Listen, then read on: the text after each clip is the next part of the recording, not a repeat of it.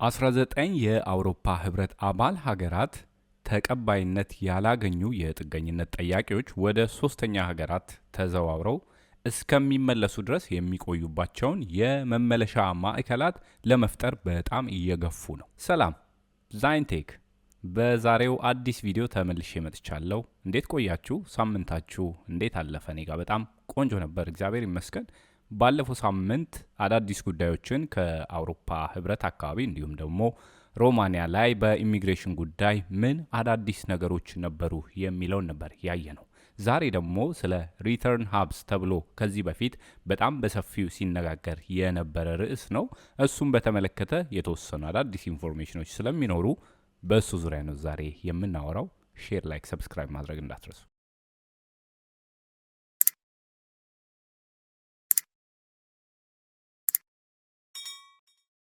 እሺ፣ አውሮፓ ከአውሮፓ ውጭ የስደተኞች ይሄ የመመለሻ ማዕከላትን ለማቋቋም በጣም እየገፉ እንደሆነ ነው እንግዲህ የሚያሳየው። በየጊዜው አዳዲስ መረጃዎች ይወጣሉ። ጥገኝነት ጠያቂዎች ለምሳሌ የመቀበል ወይንም የተቀበለ ካልሆነ የጠየቀውን ጥገኝነት ማለት ነው አንድ ስደተኛ ከአውሮፓ ውጭ ባሉ ሀገራት ወይንም ማዕከላት ቢላኩስ የሚል ጥያቄ ነው። ያንን ሀሳብ ከፊት ሆና የምትመራው ደግሞ ዴንማርክ ነች። እንደሚታወቀው ከዚህ በፊት በጣም አወዛጋቢ ተብሎ የሚታይ ይህ ሀሳብ አሁን በአውሮፓ ውስጥ እየጠነከረ እንደመጣ ነው የሚያሳየው። እዚህም ደግሞ 19 የሚሆኑ የአውሮፓ ህብረት አባል ሀገራት ተስማምተዋል ማለት ነው በዚህ ጉዳይ እና ጉዳዩንም ደግሞ በጣም እየገፉ ነው ወደፊት ማለት ነው። ምንድን ነው አዲስ ነገር የሚኖረው በዚህ ዙሪያ? ይህ ፖሊሲ ደግሞ ይሄ ህገወጥ ስደትን ይቀንሳል ብለው የሚያምኑ አሉ። በአንድ በኩል ደግሞ የሰብአዊ መብቶችንም ሊጎዳ ይችላል የሚሉ አሉ። እስቲ ዛሬ ይሄ እቅድ ምን ይመስላል የሚለውን ነገር አንድ ላይ ሆነ እናያለን። አብራችን ቆዩ።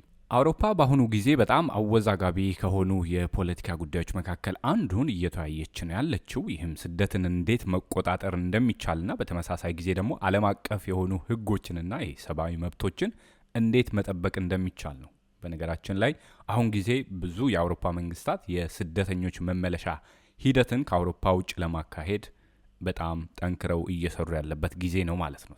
የመመለሻ ማዕከላት ምንድን ናቸው? ስለ ሪተርን ሀብ ከዚህ በፊትም ስናወራ ስለነበረ ነው።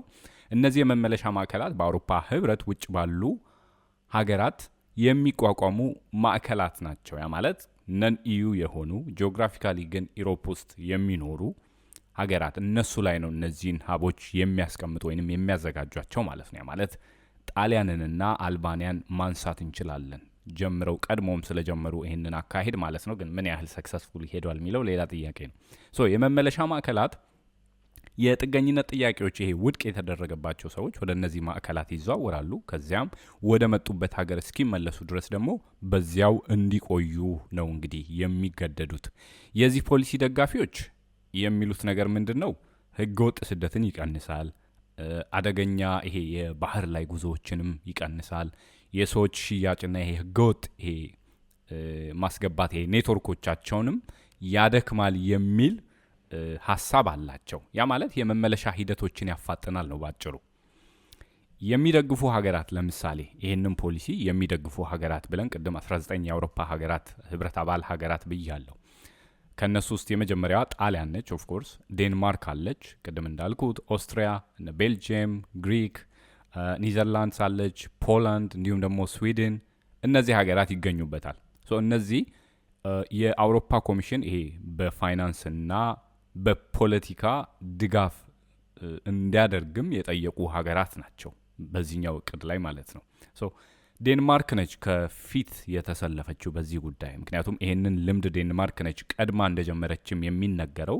ለአውሮፓ ህብረትም ኤክስፒሪየንሳቸውን ሼር አድርገው ሰክሰስፉሊ መሄድ ይችላል የሚልም ስራ የሰሩ እነሱ ስለሆኑ ማለት ነው። እና የዴንማርክ ጠቅላይ ሚኒስትር እሷ ይሄ አውሮፓ በድንበሮቿ ላይ ይሄ ቁጥጥርን መመለስ አለባት ብላ ነው የምታምነው።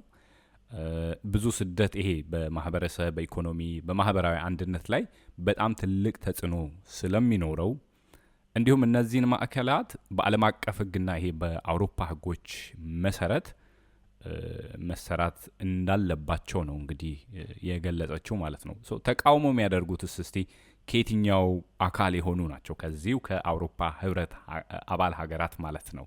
የመጀመሪያው የፈረንሳዊ ፕሬዚዳንት ነው ኢማኑኤል ማክሮን። እነዚህ ማዕከላት በእርግጥ እንደሚሰሩ እርግጠኛ መሆን እንዳልቻሉ ነው ሀሳባቸውን የሰጡት በነገራችን ላይ እና የእሳቸው ሀሳብ የአውሮፓ ህብረት በጀት ለነዚህ እቅዶች መዋል አይገባም የሚል ነው። ምክንያቱም ከኮስትም አንጻር ኦፍኮርስ ቀላል ስላልሆነ ማለት ነው። በተጨማሪ የስፔኑ ጠቅላይ ሚኒስተር እንዲሁም ፔድሮ ሳንቼዝም ይህንን እቅድ ተቃውሟል። እሳቸው እንደሚሉት ይህ ፖሊሲ ብዙ ገንዘብ ይወስዳል። ቅድም እንዳልኩት ከኮስት አንጻር ነው የሚታሰበው። ሆኖም ደግሞ አሁንም የስደትን ችግር መፍታት እንደማይችል ነው ይሄ እቅድ የሚያምኑ። ስለዚህ ፈረንሳይ እንዲሁም ስፔን በዚህ እቅድ እንደማይስማሙና እንደሚቃወሙ ነው እንግዲህ ሀሳባቸውን ያሰፈሩት።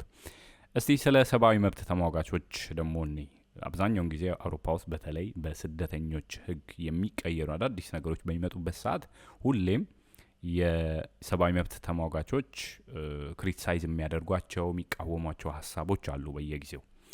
የሰብአዊ መብት ድርጅቶችም ከፍተኛ ስጋት ነው ያቀረቡት በነገራችን ላይ በዚህ እቅድ። እነሱ የሚጠይቁት ከአውሮፓ ውጭ ያሉ ሰዎች ተመሳሳይ የህግ ጥበቃ ያገኛሉ ወይ የሚል ጥያቄ ነው የመጀመሪያው። አንድ ሰው በስደት ወደ አውሮፓ መጥቶ ጥገኝነት በጠየቀ ሰዓት ወደ ሪተርን ሀብ የሚመለስ ከሆነና እዛ ጋር ትሪት መደረግ አለበት ብሎ ከታሰበ ከአውሮፓ ውጭ በሄደ በወጣበት በዛች ሞመንት ምን አይነት የህግ ከለላ ነው ማግኘት የሚችለው እውነት ይሄ ሰው የሚለውን ይጠይቃሉ። ማዕከላቱንስ ማን ነው የሚቆጣጠራቸው? ኦፍኮርስ በውስጣቸው ያለው ሁኔታ እንዴት ሊሆን ይችላል? የአስተናጋጅ ሀገሮች ዝግጁነታቸውስ ምን ያህል ነው የሚለው ነገር በጣም አጠያያቂ ነው። ስለዚህ የፖሊሲው ደጋፊዎች ግን እነዚህን ችግሮች በግልጽ ህጋዊ ስርዓት ሊፈቱ ይችላሉ ወይ የሚለውንም ጥያቄ አንድ ላይ አስቀምጠዋል። ስለዚህ ይሄ የቤት ስራቸው ነው ማለት ነው። 19 ሀገራት ደግፈዋል። አሁን ለሚጠየቁት ጥያቄ ደግሞ አግባብ የሆነ መልስ መስጠት እንዳለባቸው ነው። ይህ ክርክር እንግዲህ ቅድም እንዳልኩት የአውሮፓ ህብረት ወይንም አውሮፓ እየተጋፈጠች ያለውን ትልቅ ጥያቄ ያሳያል። የድንበር ቁጥጥርን በማጠናከር ሰብአዊና ህጋዊ እሴቶችንም ደግሞ ይሄ በተመሳሳይ ጊዜ ማስጠበቅ ትችላለች ወይ የሚለውም ትልቅ ጥያቄ ነው። በአውሮፓ ውስጥ ይሄ የቀኝ ፓርቲዎች የሚባሉ አሉ። ተጽዕኖ በጣም እየጨመረ ሲሄድ ደግሞ የስደት ጉዳይ አሁን ከፍተኛ ይሄ የፖለቲካ ጉዳይ ሆኖ ነው የቀጠለው። ታውቃላችሁ። የመመለሻ ማዕከላት እንዴት ነው ይሰራል ወይስ ህጋቸው ወይንም ያጸደቁት ወይንም አንድ ያጽድቀው ወደ ስራ ገብተው ከዛ በኋላስ ምን ያህል ነው ይሄ ፈንክሽን የሚያደርገው የሚለው ነገር በጣም አጠያያቂ ነው። እስቲ የእናንተንም ሀሳብ ኮሜንት ላይ አሳውቁኝ።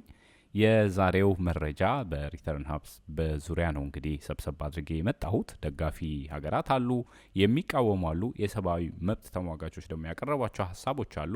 የአውሮፓ ህብረት አባል ሀገራት የደገፉ ደግሞ መልስ እንዲሰጧቸው የተጠየቁ ጥያቄ አለ። እነዚህ ነገሮች እንግዲህ በጊዜ ሂደት የምናይ ነው የሚሆነው ማለት ነው። የዛሬው መረጃ እዚህ ላይ ያተኮረ ነበር። በሚቀጥለው ጊዜ በአዲስ መረጃ ተመልሼ እመጣለሁ። በነገራችን ላይ የአርብ ጥያቄና መልስ ፕሮግራም ወይንም የላይቭ ፕሮግራማችን በዚሁ በዛይንቴክ የዩቲዩብ ቻናል ይቀጥላል። እዛ ላይ እንገናኛለን። ቀጥታ ስርጭት ላይ ጥያቄያችሁን እያመጣችሁ ከዛ ውይይት እናደርጋለን ማለት ነው። የዛሬው መረጃ ይህን ይመስላል። መልካም ሳምንት። ዛይንቴክ